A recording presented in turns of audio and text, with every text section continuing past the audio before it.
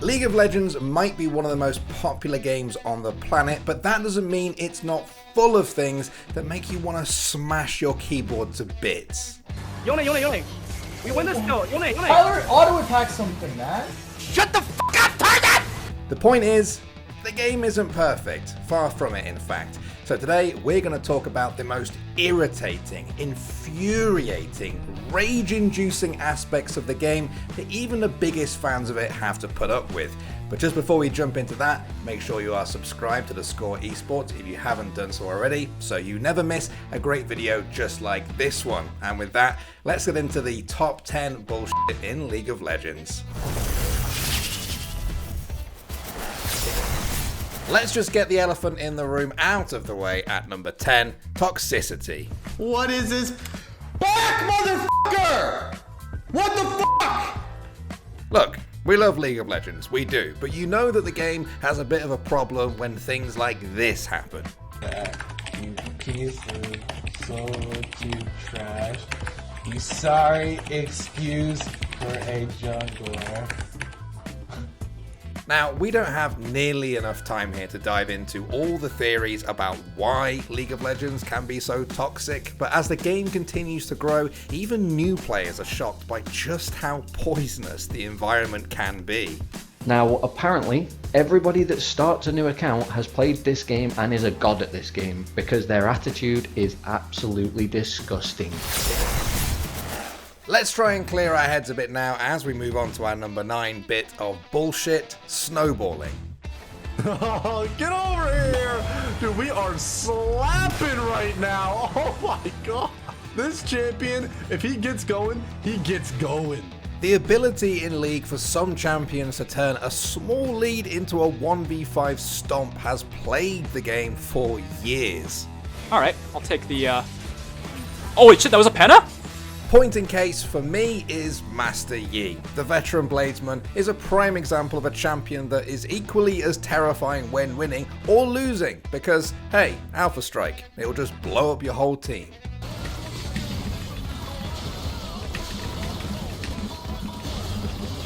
Oh, baby! Nice throw. Let's be clear. Plenty of champions are strong, but giving the enemy Katarina a couple of early kills can make you call for a forfeit before the laning phase is even finished. Now, some would say that these champions are high risk, high reward picks, and that some well-placed CC and team coordination can stop them in their tracks. Unfortunately, those are two things that you'll rarely find in solo queue. They might be at our red for sure. Wait, what? Oh, shit! You win some, you lose a lot. We couldn't make this list without discussing the thing that we're all chasing at number 8, LP. Korea solo queue. Absolutely this solo queue. I don't have a mouse, so I can't end the game. You get LP, you climb up the rank ladder, but Riot's system adjusts the numbers based on your MMR rating, which is supposed to be an indication of whether you belong in your current division. Problem is, a lot of players think it fails at that. Okay? Clearly I belong here. So why won't you give me even game? Why do I lose 19, gain 14? It should be simple, but for a long time it's been infuriating that the LP deduction for a loss can be straight up ridiculous compared to the meager gains for a win. And there's even been accusations that Riot employee accounts don't even have to put up with this bullshit. And this is his LP game.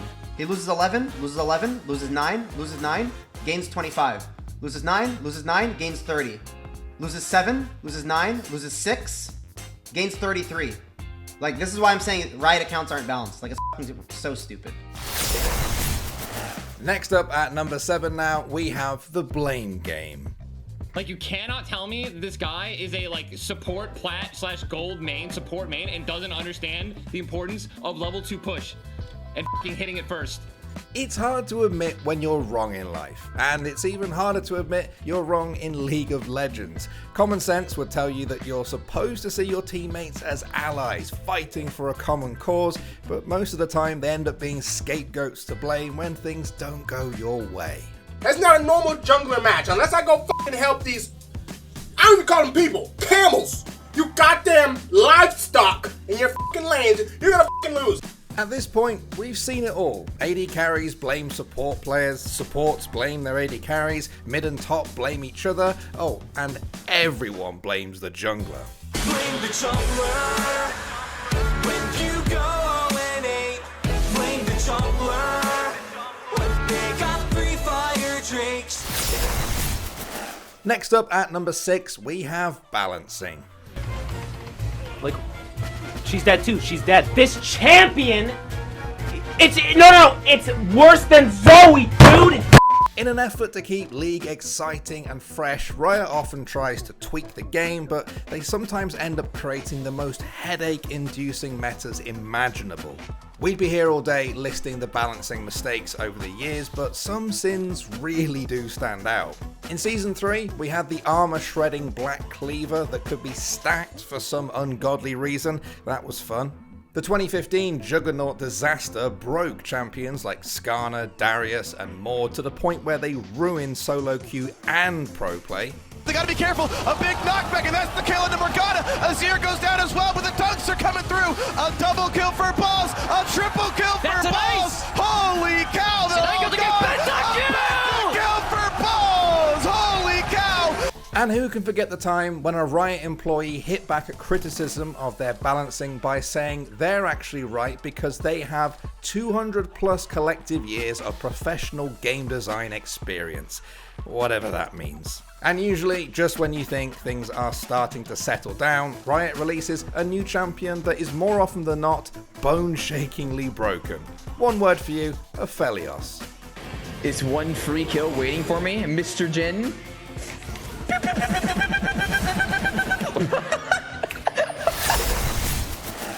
When I die, I want NA teams to lower me into the ground so they can let me down one last time. So our number 5 spot goes to NA at international events. Just says our region is weak, you know? It's just weak. Chances are, a lot of you watching are from NA. If you're from EU, well then congrats. You're from a region which consistently gives China and Korea a run for their money. But for NA fans, it's been 10 years now of mind-numbing disappointment. League was made in NA. NA showed it to the world, and in return, NA has become the laughingstock of international pro play. Stop the play. Oh, the whole squad's here. They're on the runway. Oh, they're on the runway! Put the hooks on the play. Try to pin it down. No, they're gonna lose. No, they lost it, dude. I'm telling you, Baron from Nexus, that's a TSM classic. And every year, after NA inevitably gets slapped around at Worlds, people try to answer one of the game's age-old questions. Why is NA so dogshit? It could be server population, it could be the academy system failing to develop new talent, or it could just be written into the laws of the universe that NA is destined to give their fans just enough hope to then crush their dreams forever. Or at least until the next year. The Titan flag, Doublelift is dead again. He's been seeing grayscale for the last 4 minutes. There's nothing he can do. There's nothing Team Liquid can do. And Invictus Gaming will be eliminating the 3rd and final LCS contender from Worlds. Invictus Gaming advance to the quarterfinals.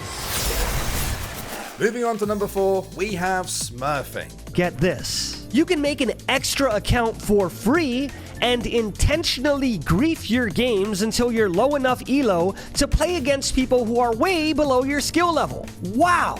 Doesn't that sound amazing? Smurfing is pretty rampant in League of Legends. Now, whether you're new to the game or just an average player, you can expect to play with or against Smurfs who just suck all of the fun out of League by getting 28 kills in as many minutes. I am always fighting people who are above my skill level or people who are way below. There is rarely a close game. It doesn't matter whether they buy their Smurf accounts or just tank their accounts in ranked, it's literally anti-fun to play against them. But people kind of forget this when they're not the ones getting giga-stomped, which is why almost every League streamer seems to have done an unranked to Challenger series by now, which is essentially Smurfing on steroids. I have 30 kills, goddamn.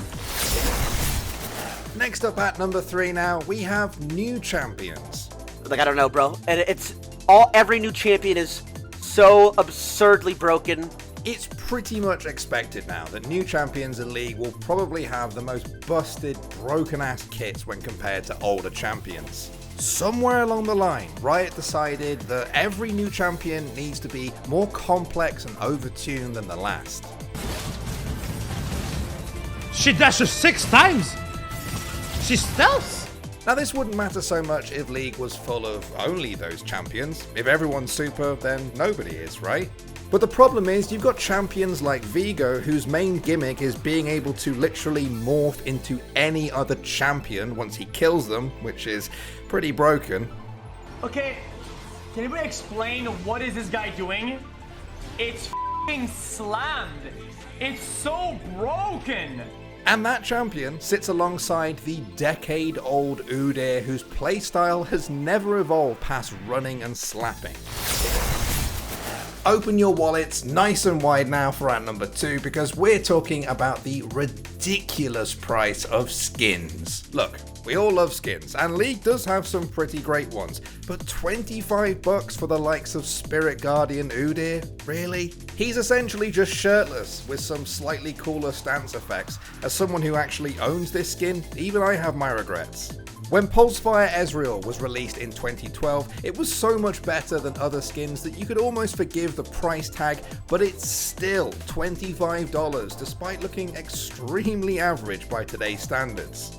Magnificent TF is an absolute scam. I'm sorry, $10 to basically give him a top hat and a red jacket. Who is even buying this after 11 years? And don't get me started on the prestige skins, which require you shelling out for special passes and tokens, despite them being essentially just white recolorings.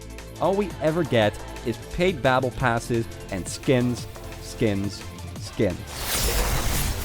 And finally now, the biggest bullshit in League of Legends. At number 1, we have Yasuo mains. Yasuo syndrome is best defined as an untreatable disease that does major damage to a human central nervous system, namely the frontal lobe of the brain that controls judgment, which results in sporadic acts of greed, stupidity, and hostility. While you may have disagreed with some of the other entries on this list, the one thing that the entirety of League's fractured community can agree on is that Yasuo mains just suck. To be clear, Yasuo is a fine champion. No problem with him really, but the players that are drawn to him seem to have made a deal with the devil.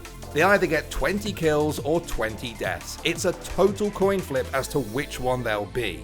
You see, it's very easy to become a Yasuo main. All it takes is one game. See, what you do is you go to lane and then you die once, then a second time. Make sure you let your team know that you don't need any assistance. Now you might think, oh well, maybe the Yasuo main that feeds 20 kills will be on the enemy team. But no, that's never how it works.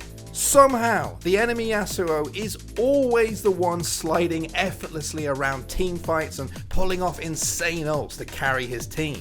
And your Yasuo will, without fail, be the one sliding through a minion wave to his death or ulting that which should never be ulted.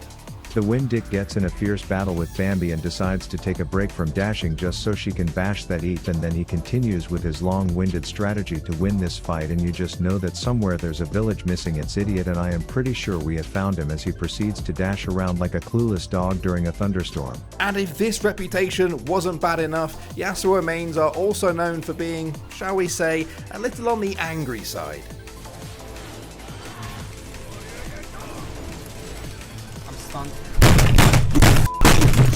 Ignorance, man. I'm playing with, like, I'm losing my mind playing with silver players, man. Alright guys, that's enough bullshit for today. Did I miss anything out that really pisses you off in League? Which other games bullshit should we do a top 10 list on next? Let me know. Thanks for watching, and I'll see you all in the next one. Tyler auto-attack something, man. Shut the f*** up, target! Shut the f*** up! Shut the f*** up! Shut the f*** up! Shut the f*** up! I'll try my best, you... Shut the You missed everything and... Shut up! Shut up! You f***ing asshole! I tried my best! Doesn't that mean anything? Thank you! What happened?